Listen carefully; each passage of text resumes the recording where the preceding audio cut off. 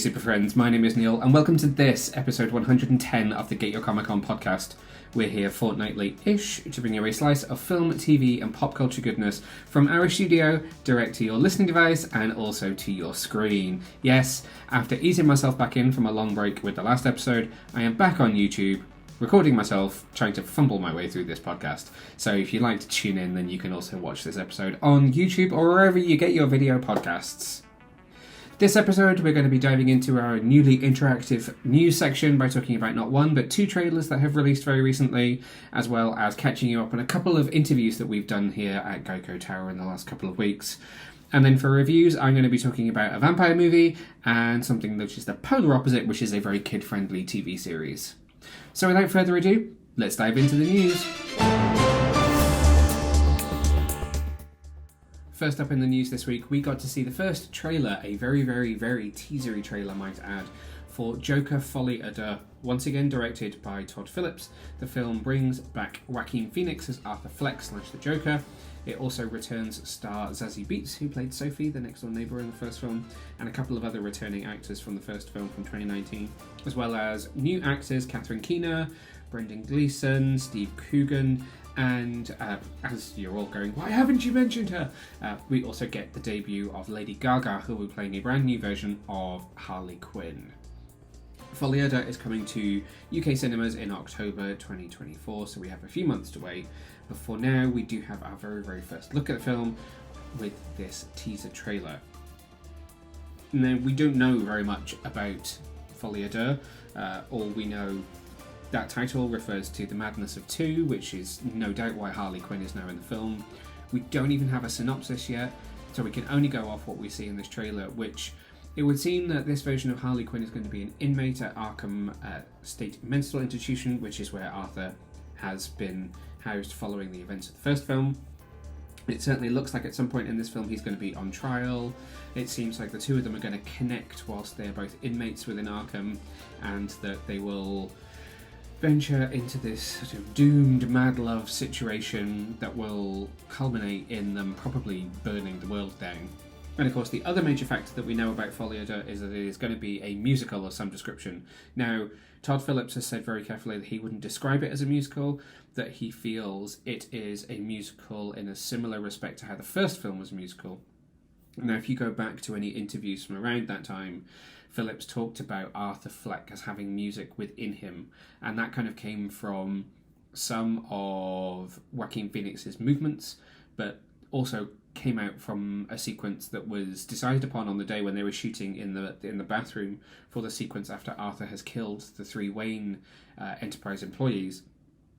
That was originally set to be a scene of him hiding the gun, but became something very musical, particularly, I think, based on what music they were hearing from Hilda Granadottia's score, which will obviously play a huge part in the second film. But yes, there is more musical elements in the second film, which will include, no doubt, because you have Lady Gaga playing Harley Quinn, some cat has decided to join us. So if you're watching on YouTube, hello from Oliver.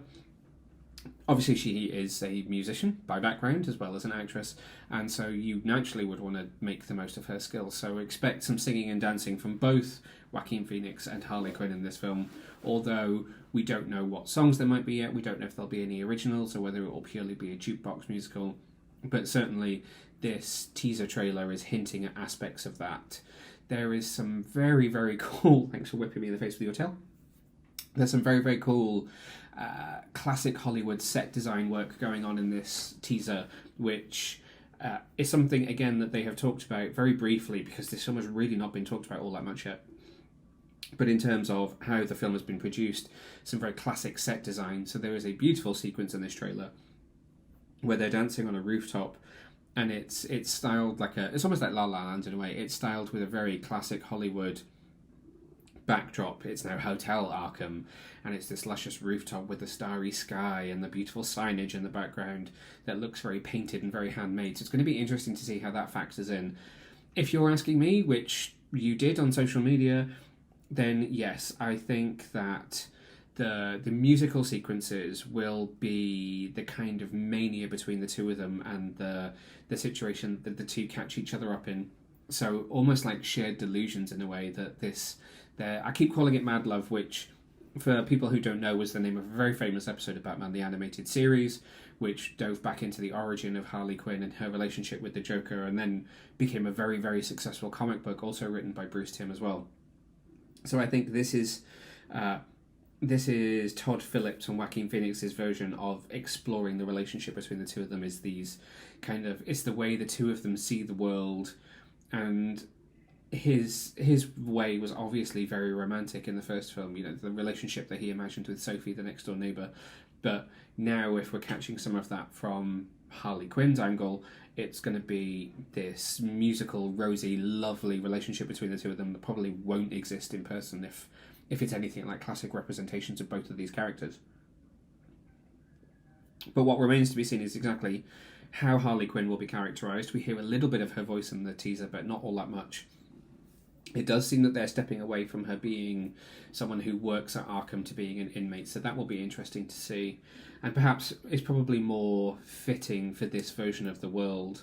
I don't feel like Joaquin Phoenix's Arthur is quite manipulative enough that he would be able to take someone like a psychiatrist or psychologist kind of figure that was working with him and manipulate them and bring them down to his level. So it makes more sense to me in this world that she's an inmate who gets swept up in the romantic world of Arthur and who he is.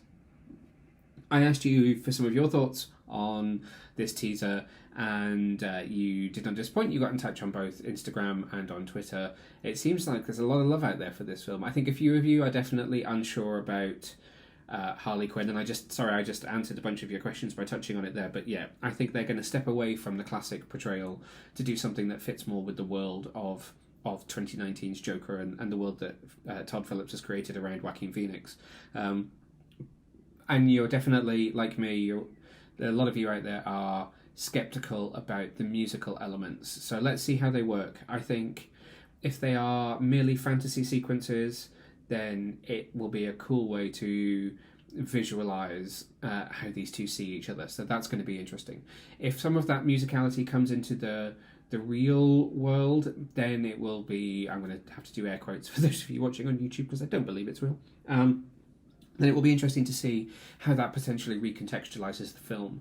So let's wait and see, shall we? It comes to UK cinemas on October the 4th, 2024. So a little bit longer to wait. We're currently in April, so we have a few months to wait. I would expect a full trailer probably in summer, maybe at San Diego Comic-Con if we're lucky. If not, it'll probably be a little bit later. The first film is very much following the pattern of releases for the first film. So we got the poster around the same... The release date is basically the same as it was in 2019. So the first poster and the first trailer both lined up with when we got those for the first film. So I would genuinely not expect to see anything more until until August time. Definitely October. We'll see the full film in October. So that's Joker Folie à Deux. If you do want to reach out, let me know your thoughts, then please do. On social media, you can find me at Neil Vag on all major platforms. I always like to hear what you think about the things that I'm talking about. So the first interview I want to talk to you about is for a recently released Star Wars book called Star Wars The Living Force, which is available now in all good bookstores, and is written by the lovely John Jackson Miller, who is a New York Times bestselling author. He won a Scribe Award for Star Wars Kenobi, which was released in 2013, and believe it or not, that was his last full Star Wars book. He has done some short stories in the meantime. He is also known for writing Star Wars A New Dawn, Lost Tribe of the Sith, Knight Errant, and Star Wars Legends, the Old Republic graphic novel. So James sat down with John to talk about Star Wars The Living Force, and I'm going to play you a little snippet right now. Very interesting, and you kind of mentioned certain types of fans in relation to eras, and the prequel era was, that was where I grew up. That was all I was digesting when I was a kid, still am.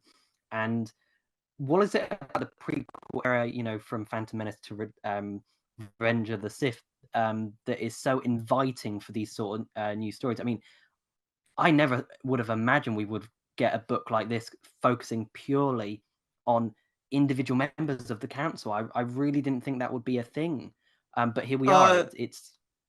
it is something that, it obviously it came about because of the 25th anniversary. I think it was something that I particularly was suited to do, because I have done all these novels with particularly the Star Trek novels that I've done, which have very large casts. And so I've been able to manipulate that sort of thing. But the prequel era, and this is the first book I've done in the prequel era. The prequel era has themes that are just not present in some of the other parts of the timeline. I mean, this is a period of decay. It is a slow moving car accident that we were watching here. And there is it's a case where the reader is aware of more than the Jedi are. And I kind of played with that when I wrote my Knights of the Old Republic comics, because the readers were aware of what was going to happen later in the Knights of the Old Republic video game, but they weren't entirely sure how my comics connected to them, and was anybody in my cast a major character in the comics or in the game or not. Some were, some weren't. Well, here is a case where everybody knows who Darth Vader is and everybody knows who the Emperor is, but we have to tell these stories with everybody else being in the dark. But they're able to figure out some things.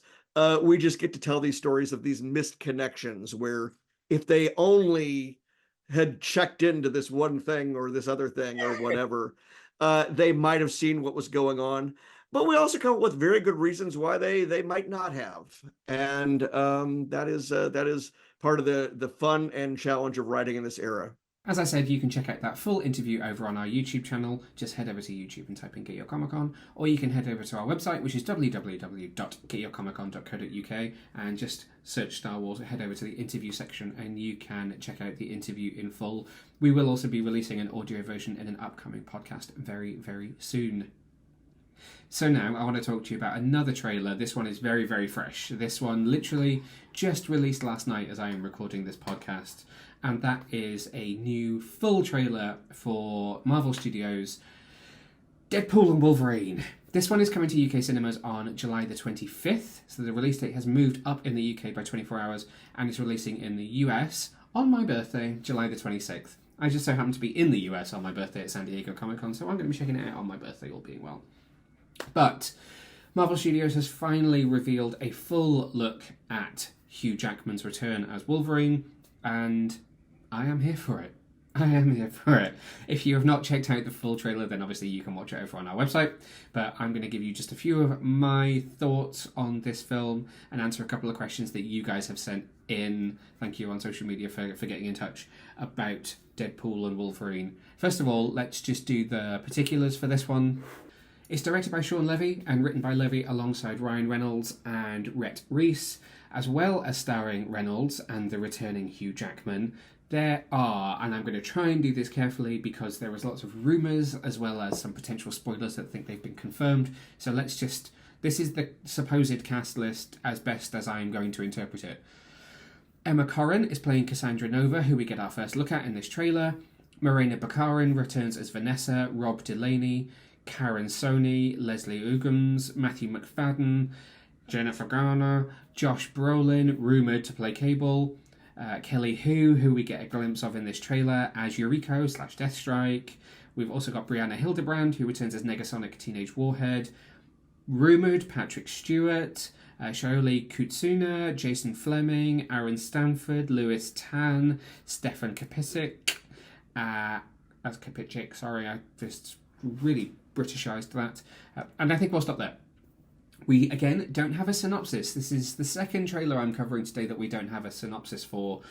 But from what we can gather in this new trailer, it seems that something is wiping out various Earths within the Marvel multiverse, and that Deadpool is tasked by Loki's TVA to try and stop it.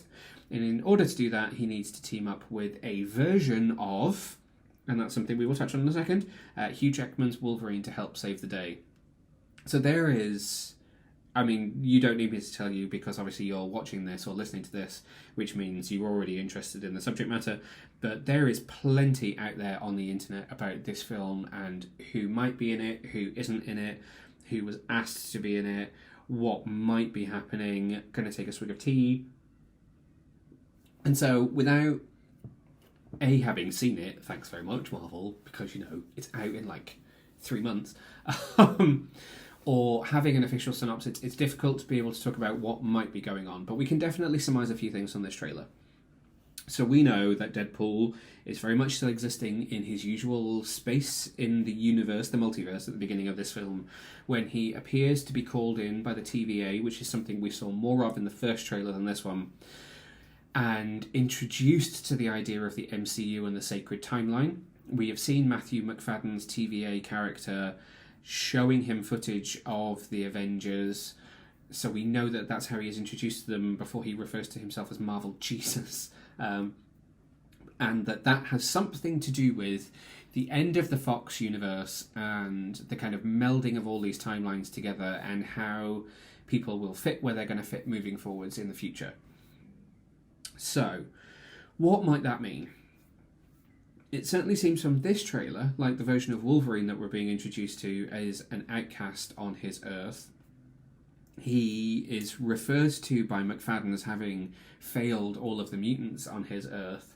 So it would seem that something that has happened that has caused him to be one of the only mutants left, which may or may not be tied to Cassandra Nova, and that he then has basically no choice but to team up with Deadpool to help him try and save either his loved ones or his Earth from being destroyed.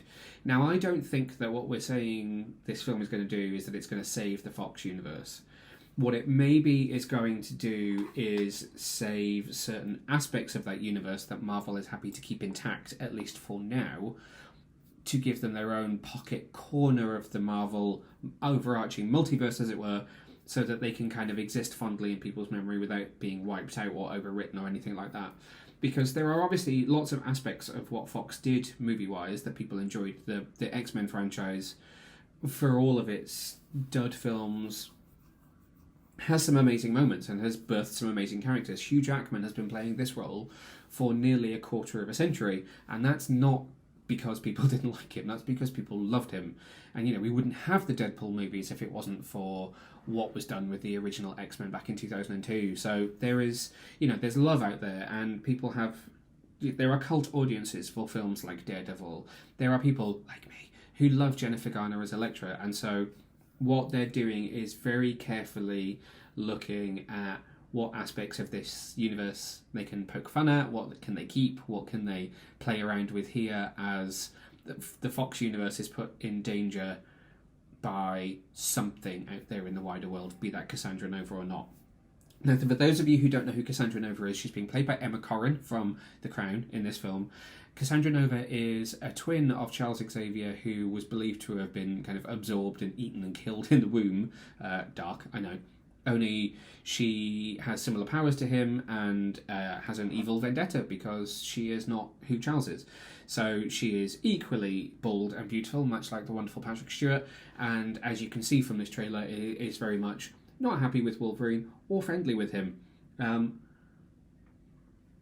Swigging my tea.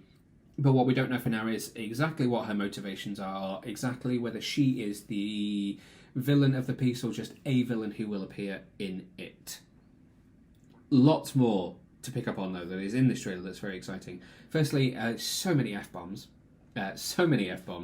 Clearly Ryan Reynolds and Hugh Jackman were having a lot of fun making this film. But let's talk about cameos for a second. There are some obvious ones and some less obvious ones. Now, we saw Pyro, played by Aaron Stanford in the last trailer. He is glimpsed again very briefly in the corner of a shot in this trailer that features a bunch of other characters, including what's now confirmed to be Kelly Hu as Yuriko/Lady Deathstrike from X2. She appears alongside Azazel. Now, whether Azazel will be played by the same actor from First Contact, that's a Star Trek movie, from X-Men First Class or not, remains to be seen. But Azazel appears to be there, as does Toad, as does potentially... Toad from X-Men 1, Callisto, who could be from The Last Stand. There's a bunch of different X-Men characters who are in that shot. And you can be forgiven for not spotting them because they are all placed in front of Giant Man, aka Ant-Man in big form, whose helmet is very clearly seen in the shot and who is a skull inside it. So there's a whole subplot there to do with a version of Ant-Man being caught in this weird universe between universes, where it's this desert Mad Max type land, which I'm sure is going to be a joke given some of the shots in the trailer, where all these characters are converging in the world between worlds. So there is a lot that we need to try and unpick there. There are some other shots from inside the body of this Ant-Man. There is a shot towards the end of the trailer where Deadpool and Wolverine jump through a portal. It's very Endgame Doctor Strange style. We don't see where they're going, but we see them jumping into it. So there's a chance there that we might see some kind of connection to... I said this to a couple of people online, but if you ask me, I think what's happening is they probably think they're jumping into a version of the fight from Endgame, and they'll land in the kind of wasteland outside Avengers Tower as there's a cleanup and there's no actual heroes there. What I think is important to also note is that there are no MCU characters in this trailer, so we don't see anyone from the MCU interacting with Deadpool, so we're either hiding a lot, I mean we're hiding plenty of other things from the Fox universe, but we're not seeing a full Deadpool in the MCU scenario here. It almost seems like this film might bridge the gap between the two, so it'll be interesting to see where he ends up. I think I've probably said enough about this trailer, because otherwise I'm going to start going into really wild territory of theories and ideas that we could be here all day. What I think is amazing is we are 2 trailers into this. It's out in around 3 months' time, and we still don't, as I said, we don't have a synopsis, but we also don't have a clear indication as to the story or exactly what's happening, which is very, very exciting. I think what we're seeing from the 2 trailers that we've talked about on this podcast is 2 studios not wanting to give away everything straight away, which is very exciting. We're not giving away all of our cards, we're not giving away exactly what's happening, we're not giving away everyone who's appearing in either of these films. We're really trying to go back to an era where trailers were tantalizing and teasing you for what the final film should be. And I don't think that's because either of these films are trying to figure out what they are in the edit. I think that's because we are genuinely not wanting to give everything away, which is really, really exciting. So that is Deadpool and Wolverine, which is in UK cinemas on July the 25th and in US cinemas from July the 26th. Watch for loads more from that. We're pitching to try and do as much as we possibly can to cover it. Likewise, if it has a presence at San Diego Comic-Con, I'm going to be there and I will be bringing you as much as physically possible, including my reaction when I finally get to watch it. And that leads me into another James moment, which is another really cool interview that he has done recently. And in fact, leads us into a review that we'll be doing once we get out of this new section. So, brand new series which is coming to Paramount Plus this Saturday in the UK, which is April the 27th. It will premiere in the US on April the 26th, is Knuckles, a Sonic series. It's a spin-off from the 2 recent Paramount Sonic movies. It's a 6-episode limited series which stars Adam Pally as Wade Whipple, not Wade Wilson, to be confused with Deadpool, and Idris Elba as Knuckles. It's a cool little adventure series which sees the 2 of them going off on their own little adventure as Sonic is busy doing his Sonic-y thing, and is set between Sonic 2, which came out last year, and Sonic 3, which is out a little later this year, and it's really fun, but we're going to talk about that in a second. First of all, I want to play you an excerpt from a brand new interview which just dropped yesterday as this podcast is dropping, where James sat down with lead live-action actor Adam Pally to talk about his role as Wade Whipple. So check out a little bit of what the 2 of them had to say. Looking back at your role in the first Sonic movie and even the second movie, did you anticipate that your character would kind of go on this journey? No. I mean, I think it's an actor's dream, you know, in a lot of ways. It's like you get a small part and you're so excited to be in a small part of a big thing, and then they, you know, give you a little more to do in the next one, and you're a little bit of a bigger part in a bigger thing, and then the next thing you know, you're like, they've given you this huge responsibility that, you know, I think every actor would relish. So I didn't expect this at all, but I'm happy and glad that it came when it did, because I feel like I was like a good timing for myself to like lead a series like this, you know. Thanks again to Paramount Plus for inviting us to the junket, and also to the premiere for Knuckles as well. Actually, it was really, really good fun. You can read James's full review over on our website now, and I'll be bringing you my thoughts in just a second. But for now, if you want to see that full interview between James and Adam Pally, head over to our website, www.getyourcomiccon.co.uk, or just search us on YouTube, @GetYourComicCon, and you can see the full interview over there. Make sure while you're there to like and subscribe as well. In fact, like and subscribe this video if you're watching us on YouTube, or just make sure to subscribe to our podcast wherever wherever you are listening to us, because I have lost the power of speech. That's it for the news in this episode. I will once again be putting out a call on social media for any topics you want me to discuss in the next episode, or for you to give us any of your comments on some of the top stories that we're going to be discussing. So as always, if you want to get involved, please find us on social media. We are @GetYourComicCon on all major platforms, and get involved. For now, on to our reviews. So the first thing that I want to review for this podcast is a brand new film from Universal, which is in UK cinemas now. See if you can figure out what it is. It's directed by Matt Bettinelli-Olpin and Tyler Gillett, better known as Radio Silence, and written by Stephen Shields and Guy Bissick. Have you got it yet? It stars Alicia Weir as the title character. It also stars Melissa Barrera, Dan Stevens, William Cartlett, Catherine Newton, Kevin Durand, Angus Cloud, Giancarlo Esposito, and Matthew Good. Got it yet? I want to talk to you. I've got really itchy notes. Apologies for those of you who are watching this. I've got like cat hair and allergies. So I want to talk to you about Abigail, which is a horror movie that I have absolutely adored watching, and I'm desperate to see again, which is in UK cinemas now. Short synopsis is: a group of criminals kidnap the ballerina daughter of a powerful underworld figure. They retreat to an isolated mansion, unaware that they're locked inside with no normal little girl. I have written a full review of this, which you can also check out over on our website. Sadly, I did not preload it, so I'm now just loading it up in the background so that I can remind myself of exactly what I said. But I know I gave it 4 stars.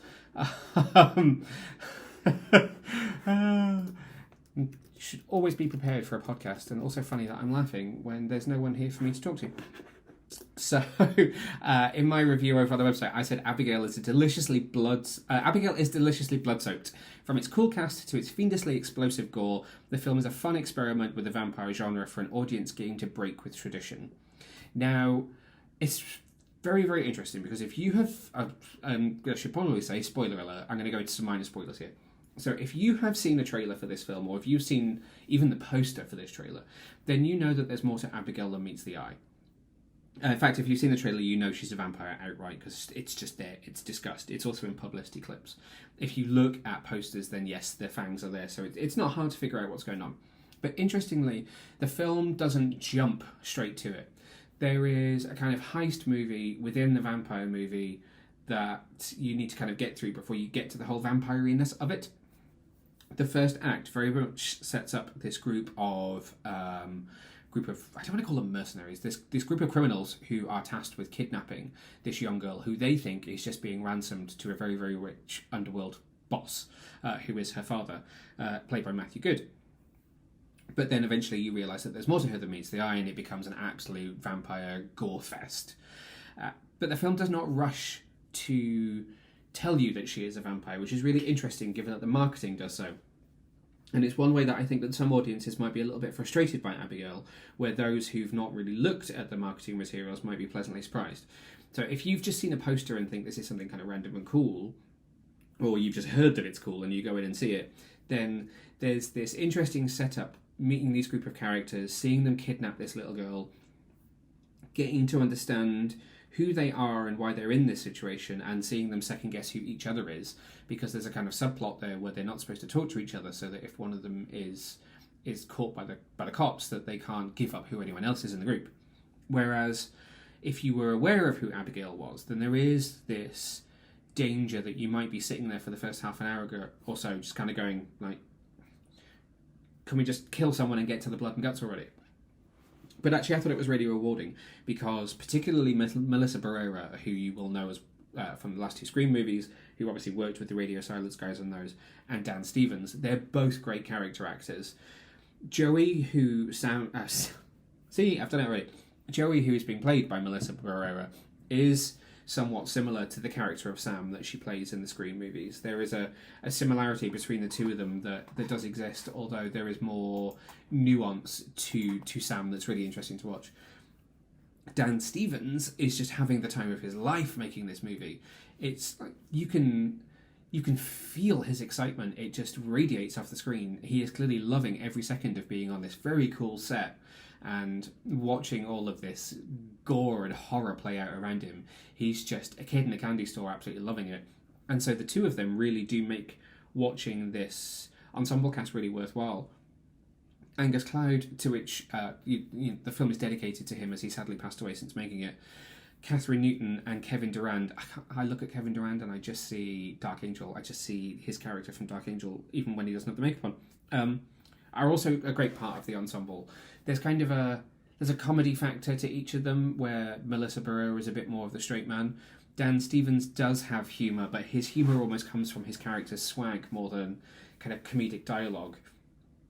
Everyone is just written in these really interesting ways that they all slot together very well, and they all kind of have their role to play in the story, which feels like it's very important until you realise that actually they're all just cannon fodder for the titular Abigail when she gets free and decides that she's just going to rip everyone apart. Which brings me to Alicia Weir. Now, I haven't seen Matilda. She was Matilda in the film, the Netflix film adaptation of the current stage show that's playing here in London in the West End. So she does the whole kind of lovable orphan child type role really, really well, and people seem to really respect her and thought she did a great job in that. And then you see her in this, and she is absolutely feral. She is an animal. She's lethal to the very, very bitter end. This girl has a very bright career ahead of her based on this performance alone. She is a force of nature. She screams, she dances, she flies around the set doing wire work. There is, no, if I'm not mistaken, this film it was made on around, I think I put it in my review actually, the budget is around 28 million for this film, so it's quite low-key. It has some cool practical set design, has some very, very, very, very cool visceral practical gore. In fact, someone at our press screening was actually sick, sat behind. So if you have an easily upset stomach, then I do warn you about seeing this film. But it uses visual effects only to enhance some of that gore and those moments. So there is some wire work involved. Abigail is a vampire. She is able to do things that human characters can't do, and those are achieved through a great mix of practical and visual effects rather than simply just green screening or CGIing everything. There is a cool sense of practicalness to this film, which helps that impact, helps it feel more visceral, more guttural. It helps it feel more real, and it has more impact that way. We're not simply watching some kind of green screen fest. In fact, I've just seen an interview with Catherine Newton where she talked about how much easier it was to shoot Ant-Man and the Wasp: Quantumania because she basically just had to react to nothing, whereas in this film she was running from real things, she was jumping at real things, she was, it was tangible and it was real, and you can really feel that when you watch it. Obviously I get a text message that just has to ruin my flow. And you feel that throughout the whole entire film. Its setting also plays into that, because it is very much there are almost only two locations. There's, let's say, three locations in the whole film. There is the house that they kidnap Abigail from. There is the van that they use to travel from that location to the isolated mansion where they hold her hostage, and then there is the mansion.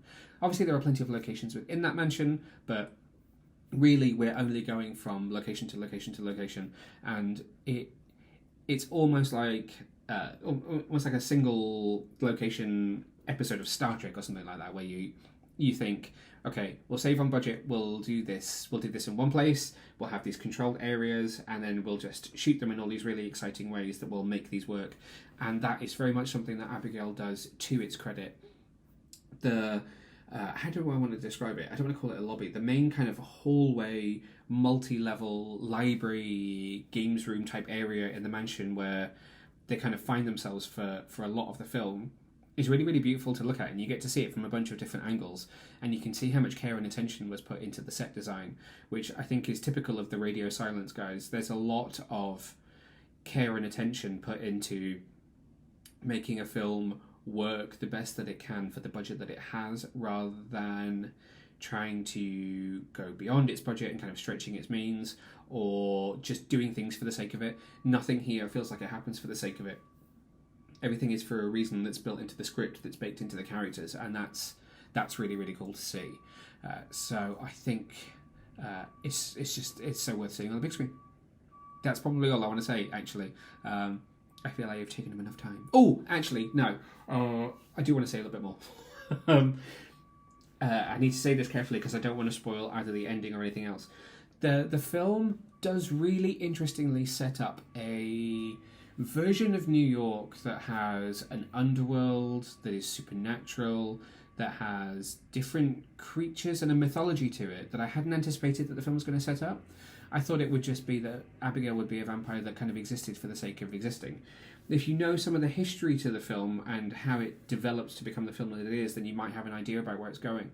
But none of that is explicit or even almost necessary. It's kind of a sort of epilogue that just adds a cool little kick at the end. But I actually feel like this film opens up some doors for a really interesting world of storytelling that you could do more in. For a start, it seems like there's more than just vampires out there. So what other creatures are out there? You know, are there werewolves? Are there mummies? I'm just thinking universal monsters. You know, what other things are out there that could go bump in the night that you could run into? Likewise, there's a history to Abigail and more story that you could tell with her character and her relationship with Matthew Good's character. There is more story you could tell with anyone who survives this film as well. There's some really interesting storytelling with Joey, with Dan Stevens' character, with Giancarlo Esposito's character. You could jump into any one of their character stories at different points, be it before, during, or after this film, to tell more stories with them that would be really interesting to see. So I would be very game for a sequel to Abigail, or more, more storytelling in the world of Abigail. So I hope this film does well enough that they're able to do that if they feel there are stories to tell, because I certainly feel that there are. And that is a perfect place to leave it. If you want to read my full review, you can head over to our website, www.getyourcomiccon.co.uk. How many times can I say that in one podcast? And you can read my 4-star review over on the website right now. And lastly, I want to talk to you about Knuckles. So you already have seen a little snippet of James talking to series lead Adam Pally, who plays Wade Whipples, but I want to give you my quick thoughts on this 6-episode series, which also stars Idris Elba, Jamie Barbakoff, Alice Wren Tregoning, Tony Collin, Ben Schwartz, Daniel Singh, Colleen O'Shaughnessy, Alfredo Tavares, Adam Kerr. This is a very random cast list. Anya Thorley, Brian Jensen, Pierre Woodward, Carrie Ells, Christopher Lloyd, Edie Patterson, Rory McCann, Stockard Channing. Where's Ellie Taylor? Where's Kid Cudi? This is a strange cast list. QIMDB. There's also Stockard Channing, Tika Sumter, Kid Cudi, Julian Barrett, Rob Hubel, Paul Shear, and Ellie Taylor. Yeah, there they are. So it's a 6-episode series which is coming to Paramount Plus in the UK this Saturday, which is April the 27th. It is fun for all the family. So at the point that I am recording this, I have seen 4 of 6 episodes. I have now got the last 2. James has seen all 6, so if you want to read his full review of the whole season, it's up now on the website. Spoiler alert, but he gives it, he says as he scrolls, he gives it 4 stars and says, Knuckles is a great little show that doesn't take itself seriously whatsoever. It knows what it wants to do, and it executes it brilliantly. Fun, warming, and silly, this series is a wonderful expansion of Knuckles, who is at his utter best, as well as the well-deserved opportunity for Green Hill's best police officer, Wade Whipples. This may be Knuckles' show, but it's Wade that shines most. Everyone needs their own Wade Whipple. It's true, they do. So I don't want to add too much more other than to say that from my perspective, I think this is a really fun film that you're going to want to sit down and watch with all the family. Series, even, that you're going to want to sit down and watch with all the family. You get all 6 episodes in one go, so you can sit and binge. They're all around half-hour episodes each. Or, you know, you can watch it one at a time, take breaks from it, watch a couple, come back and watch a few more. It's nice that you have that option, and it'll be interesting to see what kids want to do when they start watching it. There are a couple pitfalls. Firstly, this is actually very, very much Adam Pally's show. Wade Whipples is really the main character. Although Knuckles is the name on the banner, due to kind of just the budget, because obviously he's a CGI character. Knuckles isn't on screen for every second of every episode. In fact, at episode 4, he is almost entirely missing. He's at the beginning and end of that episode, but the rest focuses directly on Wade. So really, I think that it should almost be called Wade and Knuckles, or Knuckles and Wade show. It's it's very much a dual-hander between the two of them. Their story is experienced together. The adventure that they go on is very much tied between the two characters, both going on their own particular personal journeys. But what I think is really, really fun is Adam Pally brings out the humour in Knuckles and Idris Elba, and it feels like Idris is having more fun playing the character here, because he's not just playing him straight up as I mean, he wasn't a villain in Sonic 2, but he, to begin with, was very much not on the same side as Sonic, and now he's getting to play him with a little more nuance and a little more fun, and that's really, really exciting to see. The show is very heavily serialized, but does have its elements of a plot to each episode. So again, if you're sitting and binging with the family, it will work, whereas you can take breaks and you can stop if the kids are kind of getting tired and want to watch something else for a little while, or the attention span's waning. I want everyone to pay very close attention to episode 4, because it is flipping genius. It took this program to places I never expected it to go, and some of that is down to the fact that it has the absolutely incredible Julian Barrett as a supporting player. His character is hilarious in the first episode, and then kind of disappears for a while and then comes back. And when he comes back, my God, did they make good use of it. I mean, when you have Julian Barrett, it really should go to a place like this, and I'm glad that they did. No one will see it coming, and it's magical to watch. It's really magical to watch. But kind of down to the important parts, and this is the kind of thing that friends who've got kids will ask me, does it look good? Yes, it does. Is the CGI good? Yes, it is exactly on par with both of the Sonic movies. Knuckles looks amazing. He's very well integrated into the world. Characters are able to integrate with him. And there's no kind of weird eye lines. All of that stuff that you get when kids kind of notice that things aren't very well made.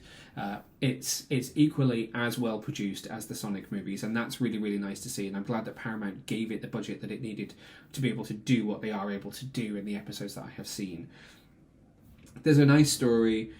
Again, because this is a family show, there is a kind of message there for for Wade. It's about him kind of learning his place in the world and his place in the family, be that the family with Sonic and Knuckles and the characters in Green Hills, or also with his own family who make appearances as well. And for Knuckles, it's about learning, similarly really, it's about learning his place in the world, where he fits, with Sonic and Tails and with the family, and what he is able to do with the world around him, and him kind of almost learning how humans and Earth work in a way that Sonic did in the first film, but just over a protracted kind of 6-episode story, which allows it to have a little bit more heart and a little bit more time to develop. And that's kind of the thing with the show that you get over a movie, rather than being 2 hours of, we need to introduce characters, need to get from A to B, we have this villain, we have to do all of these things. Though there are villains in the show, that's not what it's about. It's about the journey, and it's about the character journey for both Wade and Knuckles, and that's what really shines through in the 4 episodes that I have seen. And James tells me, shine through equally well in the last couple of episodes as well. I don't know how much it's going to tie into Sonic 3. I think it's very much its own thing that's set between the two. So don't expect massive kind of connections to the movies.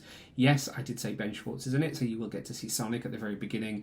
Kids will love that it has that connection there, and that helps it to feel in the world of those movies, so you don't feel like you need to pick up a whole new kind of world and a new set of characters and learn all new things. You will understand the kind of language of the characters, the world that they're in, right from the get-go, and that's kind of perfect for kids who enjoyed the movies to come straight into this without there being any kind of complex learning going on at the beginning. So you can just kick back, pop some popcorn, and enjoy and watch for all the family. So what more do I need to say? I think I would agree with James. I would give it 4 stars as well, and I'm very, very excited for people to watch it when it comes to Paramount Plus on Saturday the 27th of April. So please watch it and let me know what you thought. If you've got kids, I really want to know what kids think. I was sat next to a couple of families at the screening, and the kids really, really enjoyed it, and that's saying something, because the screening was on a Tuesday evening and it was kind of rattling on to 9 o'clock, so some of the young kids were really tired, but they were still absolutely loving the show, so I'm hoping that works when it gets out to a wider audience as well. Knuckles, Paramount Plus, 27th of April, go watch it. And that is everything that I have to say for this episode. It's great to be back on YouTube. I'm waving to those of you who are watching this on video. Thank you for tuning in. Again, if you want to reach out and get in touch with any topics that you want me to cover in future episodes of the podcast, comments that you want to get involved with in the news, or things that you want to review, you want me to review and you want to comment on, then please find me on social media at Neil Vag on all major platforms, or find us at Get Your Comic Con. In the meantime, for all the latest news and headlines, head over to our website, which is www.getyourcomiccon.co.uk. Have you figured out how many times I've said it? Maybe we should start like a drinking game that goes with it. And until next time, stay safe, stay well, and I will see you out there in the interwebs. Bye!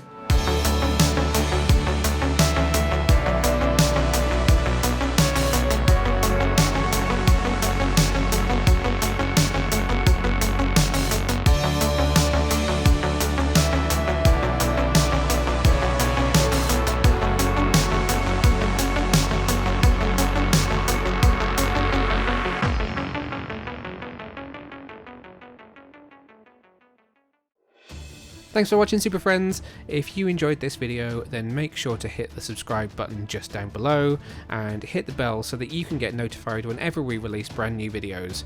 In fact, there's 2 more waiting for you to watch right here below. So what are you waiting for?